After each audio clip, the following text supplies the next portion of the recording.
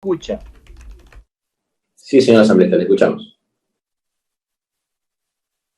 Muy bien, un caluroso saludo a todos los ecuatorianos que nos ven y que nos escuchan por los medios legislativos.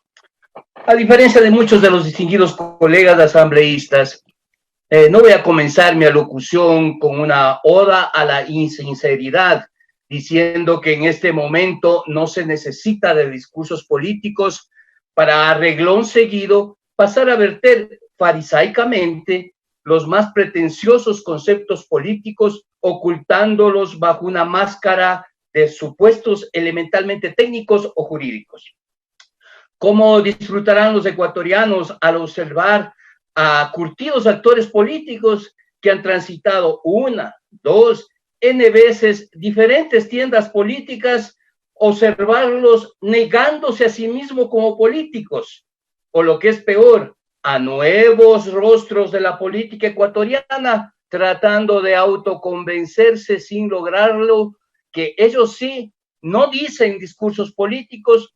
Todo esto nada menos que en el seno de la Asamblea Nacional. En el Parlamento ecuatoriano, señores, como en todos los parlamentos del mundo, caben todos los conceptos técnicos, económicos, ideológicos y más aún los conceptos políticos, lo cual es apenas inherente a la naturaleza misma de su funcionamiento como parlamento. Esto que, a pesar de que debería ser una verdad de perogrullo, siento la necesidad de expresarlo aquí en defensa de la esencia de la democracia y fundamentalmente del derecho a pensar diferente y a discrepar. Nuestra compañera Marcela Guiñaga no ha tratado de ignorantes a nadie. El develar el doble estándar, el doble rasero con el que se quiere interpretar la capacidad legislativa de la Asamblea Nacional cuando se trata de proyectos de ley calificados por el Ejecutivo de urgencia en materia económica, no es maltratar a nadie cuando se les recuerda hechos históricos del comportamiento legislativo en similares circunstancias.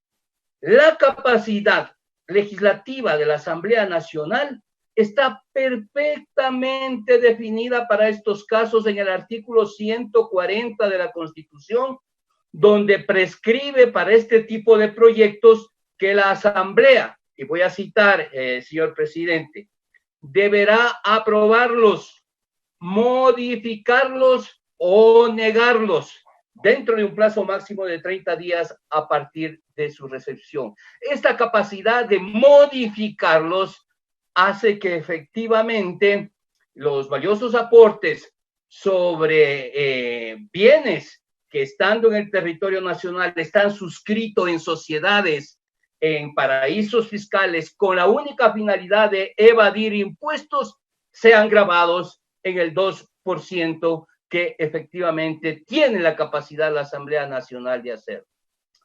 Voy a pasar inmediatamente a la materia propia del análisis de este proyecto, de esta propuesta, la Ley Orgánica para el Ordenamiento de las Finanzas Públicas, enviado con calidad de urgencia en materia económica, y vemos que el mismo lo único que hace es verificar la adopción por parte del gobierno nacional de los preceptos marcados por el Fondo Monetario Internacional dentro del acuerdo pactado en marzo del año pasado para otorgar un crédito que se dijo por $4.200 millones, condicionado a un programa de ajuste económico para los próximos años. Este proyecto fue ya rechazado por la Asamblea Nacional en noviembre del año pasado y ordenado su archivo. Ahora, con ocasión de la emergencia sanitaria debida al COVID-19, se lo vuelve a presentar con ligeras modificaciones. De ahí que el envío de este proyecto con carácter de urgente es solo puro oportunismo político para, parapetados tras la emergencia sanitaria del coronavirus, tratar temas que bien se podían haber tratado en cualquier momento, restándole con ello valioso tiempo al análisis y al debate de alternativas al otro proyecto, al llamado de apoyo humanitario. Si alguien quisiera insistir que este proyecto de reformas a las finanzas públicas fuera urgente, solamente le encomiaría que revise las disposiciones transitorias 22ª y 27ª del artículo 46 de este proyecto y que verifique que estas disposiciones transitorias determinan que las principales reformas sobre techos presupuestarios y nuevas reglas fiscales entrarían en vigencia solamente a partir de los ejercicios fiscales del 2022 y del 2023. Por tanto, no hay ninguna urgencia. Como digo, es solo oportunismo y fundamentalismo político. Entrando en el detalle de nuestro proyecto, el de finanzas públicas, y solo a modo de ejemplo, debido al tiempo disponible, presento las siguientes observaciones y recomendaciones de las muchas presentadas por escrito en el seno de la Comisión de Régimen Económico, a la cual me pertenezco. Lo voy a hacer solamente a 2 de los artículos del proyecto y que serán precisamente los 2 primeros del articulado.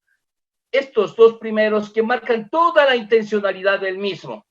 Por un lado, austericidio y disminución, por otro lado, o pérdida incluso de la autonomía de los gobiernos locales, municipios, consejos provinciales, así como de los sistemas de seguridad social, IES, ISFA e ISPOL. La observación al artículo 1.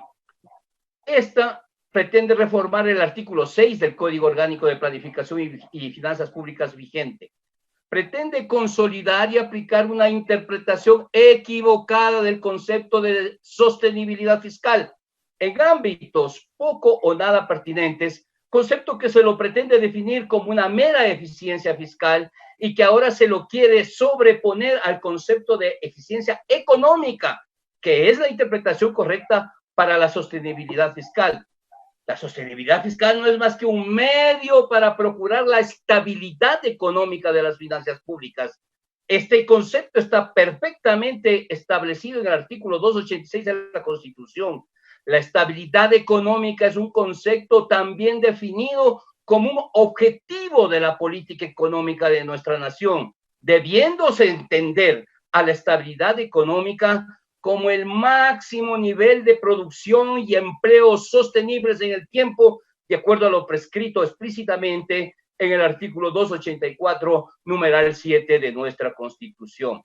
Una recomendación: en este primer artículo hay que reemplazar las palabras sostenibilidad fiscal, que es un concepto del Fondo Monetario Internacional, con estabilidad económica, que es un concepto que consta en la Constitución en los artículos 284, numeral 7 y 286, como un objetivo fundamental de la política económica y de las finanzas públicas. Artículo 2, observación. Este artículo presenta contradicciones que atentan nuevamente contra la Constitución. El artículo 8 del Código Orgánico de Planificación y Finanzas Públicas vigente establece los presupuestos participativos para los diferentes niveles de gobierno. Dice: cada nivel de gobierno definirá los procedimientos para la formulación de presupuestos participativos de conformidad con la ley en el marco de sus competencias y prioridades definidas en los planes de desarrollo y de ordenamiento territorial.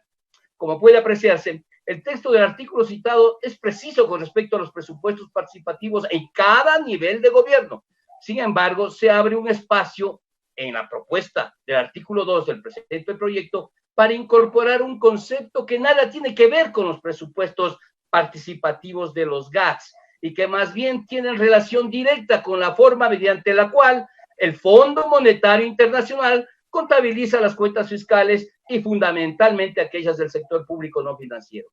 En efecto, en este artículo de la propuesta se incorpora una nueva clasificación del sector público en sector público no financiero y no financiero. Esta clasificación devendrá importante porque definirá los contenidos y alcances del presupuesto general del Estado. En este presupuesto general de Estado constará entonces la constitución de este nuevo sector público no financiero, que estará integrado no solamente por el gobierno central, sino también por los gobiernos autónomos descentralizados, las demás entidades que realicen funciones gubernamentales, las empresas de propiedad estatal y fundamentalmente las entidades de seguridad social, IES, ISFA, ISPOL. Esta metodología de contabilidad fiscal que el gobierno propone en esta reforma de ley está presente en el acuerdo contenido en la carta de intención firmada con el Fondo Monetario Internacional en marzo del 2019.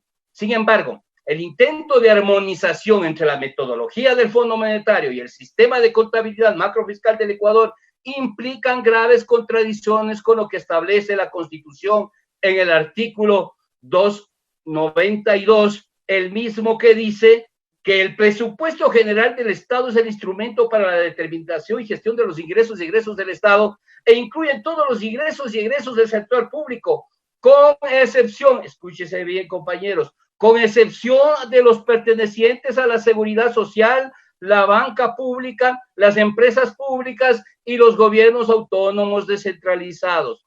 La Constitución establece las autonomías para el IES, para las empresas públicas y los GAS en varios de sus artículos, por ejemplo, el 370, el 315, el 238. En consecuencia, la reforma propuesta por el artículo 2 del proyecto de ley de gobierno entran en contradicción directa con varios artículos constitucionales, lo cual, después de un eventual control por parte de la Corte Constitucional, tendrían que ser declarados como inconstitucionales, generándose así una indeseable inseguridad jurídica. En otros términos, la propuesta de reforma de ley violenta lo que establece la Constitución y otras normas con respecto a los gobiernos autónomos descentralizados, a los sistemas de seguridad social, IES, ISFE, ISPOL y a las empresas públicas, porque incorpora sus presupuestos dentro del presupuesto general del Estado.